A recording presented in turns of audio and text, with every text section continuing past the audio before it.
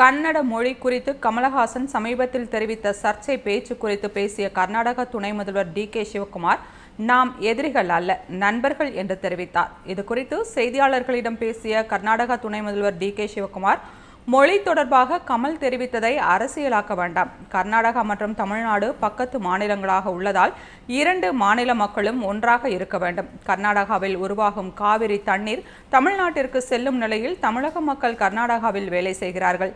இரண்டு மாநில மக்களும் எதிரிகள் அல்ல, நண்பர்கள் என்பதை நினைவில் கொள்ள வேண்டும். பிரச்சனையின் வரலாறு தனக்கு தெரியாது என்பதால் அதை பற்றி பேச விரும்பவில்லை என்று தெரிவித்தார். முன்னதாக கமலஹாசனின் மொழி சர்ச்சை பேச்சு குறித்து பேசிய கர்நாடக முதல்வர் சித்தராமையா, கன்னட மொழிக்கு மிகப்பெரிய வரலாறு உள்ளது என்பதை பற்றி தெரியாமல் கமலஹாசன் பேசுகிறார் என்று தெரிவித்திருந்தார். சமீபத்தில் நடைபெற்ற தக் லைஃப் திரைப்படத்தின் நிகழ்ச்சி ஒன்றில் பேசிய கமலஹாசன், தமிழ் மொழியில் இருந்து கன்னடம் பிறந்தது என்று தெரிவித்தது பெரும் சர்ச்சையை ஏற்படுத்தியது.